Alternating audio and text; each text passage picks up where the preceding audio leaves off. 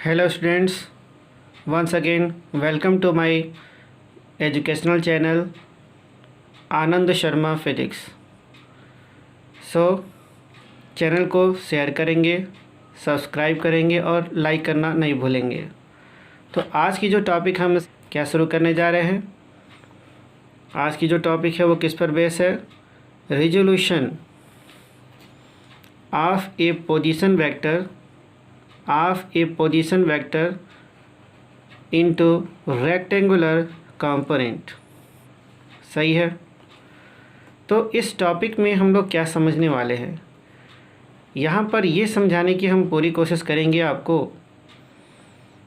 कि अगर ये पोजीशन वेक्टर है, वेक्टर आर क्या है? एक पोजीशन वेक्टर है। क्यों? कि अगर पॉइंट पी की जो लोकेशन है वो क्या है? एक्स कामा वाई कोऑर्डिनेट से रिप्रेजेंट की गई है। तो X axis and Y axis के अलोंग जो ये वेक्टर आर का जो इफेक्ट है वो क्या हो गया? एक्स आई कैप होगा। एंड पोजीशन वेक्टर आर का वाई एक्सिस के अलोंग जो इफेक्ट होगा वो क्या होगा? वाई जे कैप होगी। बट इन मैग्नीट्यूड क्या होगा? सिंपल वाई होगी वाई डायरेक्शन में, और इन मैग्नीट्यूड क्या होगा? सिंपल एक्स होगा इन एक्स डायरेक्शन। जब हम पोजीशन वेक्टर का रेक्टेंगुलर कंपोनेंट फाइंड आउट करते हैं, दैट मीन्स जब हम उसे दो रेक्टेंगुलर कंपोनेंट में जब डिवाइड करते हैं तो हम क्या यूज़ करते हैं? According to parallelogram law of vector addition. According to parallelogram law of vector addition का मीन्स क्या हो गया? अगर हम एक्स आई कैप में वाई जे कैप ऐड कर देते हैं तो रिज़ल्ट में हमें क्या मिलता है? पैरेललोग्राम में क्या होता है जब हम पैरेललोग्राम की दो एडजेसेंट साइड्स यूज़ करते हैं? Listen you once again. Parallelogram में क्या होती है? वेक्टर जो है वो पैरेललोग्राम की दो एडजेसेंट साइड से रिप्रेजेंट होती है, और डायगोनल क्या होता है? रिजल्टेंट वेक्टर होती है। Vector R is equal to X I cap plus Y J cap. तो जो रिजल्टेंट होगा किस पे होगा?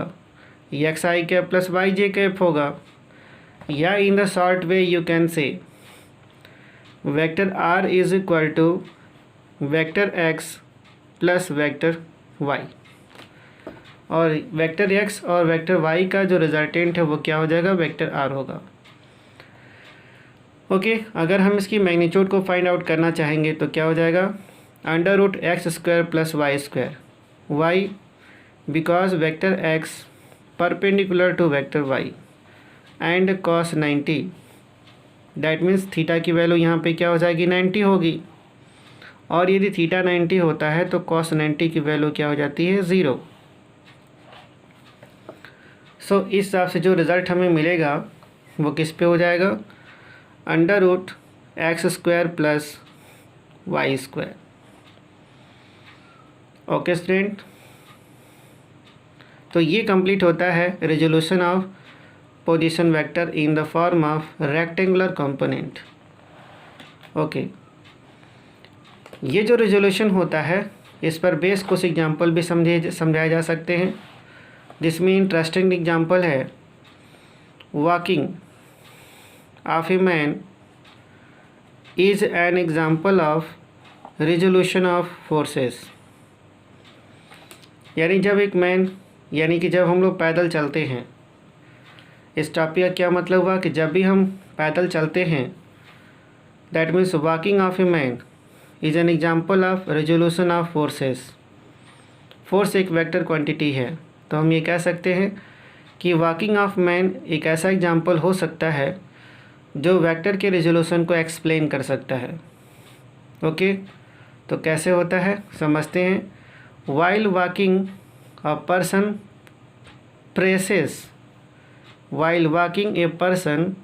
Presses the ground with his feet. आप इस फिगर में देख सकते हैं कि जब भी हम आगे की तरफ बढ़ते हैं तो पिछले पैर को हम क्या कर रहे होते हैं? ग्राउंड को दबा रहे होते हैं। ये क्या होती है? ग्राउंड है। हम ग्राउंड को क्या करते हैं? दबाते हैं, दबा रहे होते हैं। तो जो हमारा अप्लाइड फोर्स होता है, ये जो अप्लाइड फोर्स होता है उसकी डायरेक्शन ये हो गई। तो जिस डायरेक्शन में हमने फोर्स अप्लाई किया, तो रूल ये कहता है कि ग्राउंड से हमें क्या मिलने वाला है, ग्राउंड रिएक्शन मिलेगा। क्या मिलेगा डियर स्टूडेंट, ग्राउंड रिएक्शन। क्या मिलने वाली है, ग्राउंड रिएक्शन। क्यों ऐसा कि every action has equal and opposite reaction. तो इस हिसाब से ये बात समझ में आई कि हमने तो पैर से फोर्स लगाया, हमें तो मिल गई ग्राउंड की रिएक्शन। सही बात है। तो ये होता है कि बैकवर्ड डायरेक्शन के अकॉर्डिंग जो हम लोग यहाँ बात करने वाले हैं, तो क्या हुआ एग्जैक्टली कि जिस डायरेक्शन में हम मोशन करना चाहते हैं, एक्चुअल में मोशन की डायरेक्शन हमारी क्या है, ये वाली डायरेक्शन हमारी मोशन की है। This is the motion, direction of motion. सही है। तो जिस डायरेक्शन में हम मोशन करने वाले हैं, तो ये एंगल हमने क्या मान ली, थीटा। सही है। और ये बन गया हमारा horizontal component, that means R cos theta. और ये वर्टिकल कंपोनेंट क्या हो गया, आर साइन थीटा। सही है। अब एक्चुअली होता क्या है कि अगर हम सपोज कर लें कि हम यहाँ पे समझाना चाहते हैं आपको फ्री बॉडी डायग्राम। क्या समझाना चाहते हैं, फ्री बॉडी डायग्राम।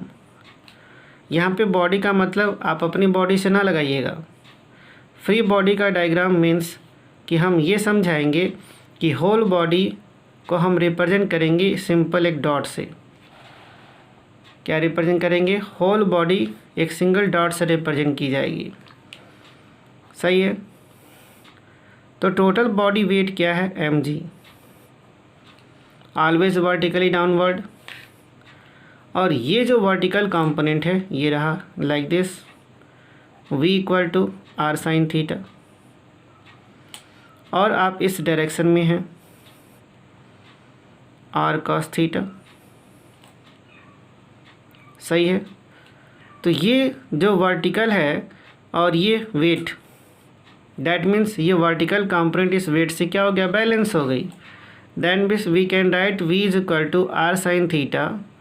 ये किससे बैलेंस हो गया, mg से बैलेंस हो गई। तो हमारे पास फ्री वेक्टर क्या बचा, आर कॉस थीटा। सही है। सो यही वजह है कि हम बड़ी आसानी से फॉरवर्ड डायरेक्शन में मोशन कर पाते हैं with the help of R cos theta. Clear है। ये वही फोर्स का कंपोनेंट होता है, अप्लाइड फोर्स का ये वो कंपोनेंट होता है जो हमें हॉरिजॉन्टल डायरेक्शन में मोशन करने के लिए एबल बनाता है। सही स्टूडेंट्स, ये उम्मीद करते हैं ये लाइन आपके समझ में आ गई होगी। तो ये जो वेट है, दैट मीन्स ये जो वेट है वो आपके वर्टिकल कंपोनेंट, अप्लाइड फोर्स के वर्टिकल कंपोनेंट से क्या होता है, बैलेंस हो जाता है। तो इस तरह से आपके पास आर कॉस थीटा एक ऐसे फ्री वेक्टर फोर्स की तरह से वर्क करता है जिसके हेल्प से हम फॉरवर्ड डायरेक्शन में मोशन कर पाते हैं। तो डियर स्टूडेंट्स, उम्मीद करते हैं लेक्चर समझ में आई होगी आपको। तो चैनल को सब्सक्राइब करना ना भूलेंगे और बेल आइकन को ज़रूर प्रेस करेंगे ताकि अगला जो वीडियो या अगला जो लेक्चर आएगा आपको समझ में आ जाए कि कब ये आ गया। ठीक है। तो ये जो लेक्चर आज हमने आपको पढ़ाया है, समझाया है, इसका वीडियो लेक्चर हम इसकी लिंक को क्या करेंगे, डिस्क्रिप्शन बॉक्स में शेयर कर देंगे। और उम्मीद करते हैं एग्जैक्टली जो फिगर जैसे बना है, जो सिंबल जिस तरह से बनाई जा रही है, आप उसको ठीक अपनी कॉपी में वैसे ही बनाएंगे। Okay students, thank you.